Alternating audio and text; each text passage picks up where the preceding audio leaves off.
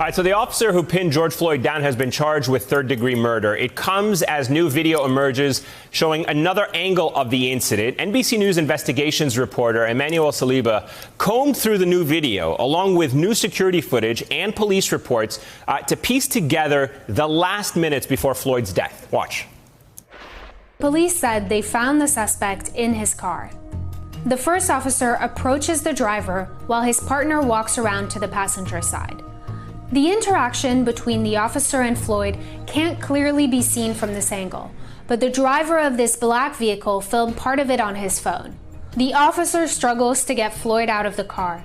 His colleague walks over to help him put the handcuffs on. The black car drives off. Floyd falls briefly to the ground. The officer helps him back up before leading him towards the sidewalk, where he directs Floyd to sit on the ground. A parked police car shows up to the scene. Redacted body cam footage from that new officer was released by the park police chief. The officer exits the car to see his two colleagues questioning Floyd and two people who were just in the car.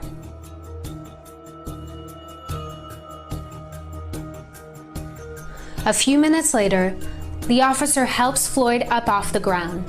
The video has no sound, so we don't know what was said between the two officers and Floyd in this moment.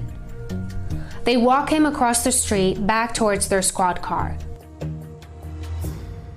Floyd falls to the ground once more. Police originally said they noticed Floyd going into medical distress and called an ambulance to the scene. Another police car pulls up, obstructing our view from this angle. It's hard to clearly see what unfolded in the next 4 minutes, but behind the vehicle's open back door, we can make out what may have been a struggle. Whatever was happening between Floyd and the officers at that very moment caught the attention of this passerby who stops to watch. 2 minutes later, a witness standing on Chicago Avenue captures part of the scene unfolding behind the squad car.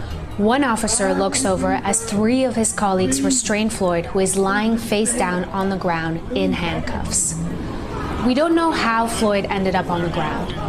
One officer is pressing his knee into Floyd's neck, which we see clearly in this video, taken only seconds later by another witness standing in front of the grocery store.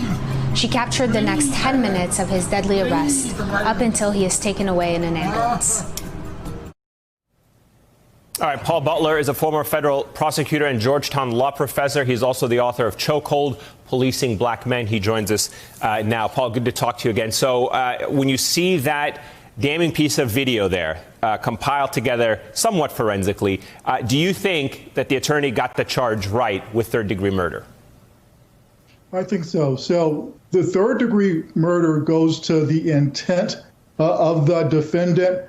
Intent to kill does not have to be proven with third-degree murder. With second-degree murder, it would have to be. First-degree murder, interestingly enough, in Minnesota, is if you kill premeditatedly or you kill a police officer, you're guilty of first-degree murder. The reality, Eamon, is when you go to the big house, and that's where this officer will go if he's convicted, and they ask that famous question, what are you in for? You say murder. You don't say first-degree murder, second-degree murder. You say murder. So if this officer is convicted, he will carry that stigma. The punishment for third-degree murder is significantly less. It's up to 25 years in prison, as opposed to life in prison for first-degree murder. But 25 years is a long time for anyone to do, and we're actually a really long way from getting a conviction. This is just the first step.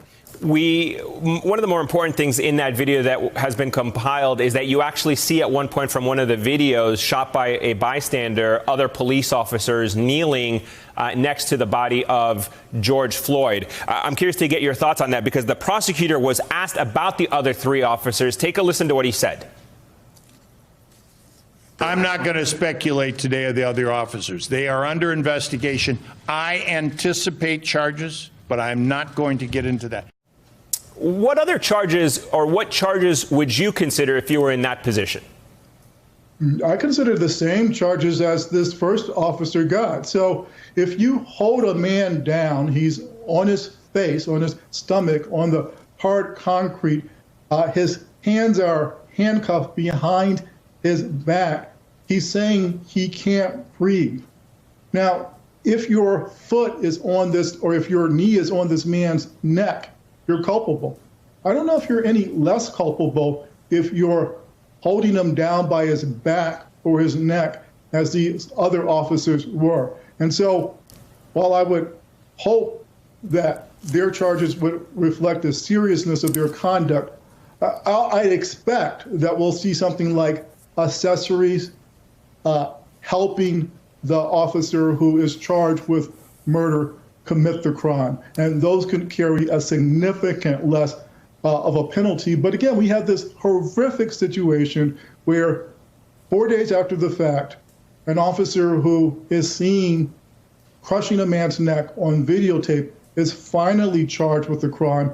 3 other officers who were very involved in the same enterprise, the same criminal enterprise, they're still on the street. They haven't been charged with the crime yet. And I have to say, as a black man in America, I didn't know it was that hard to get arrested.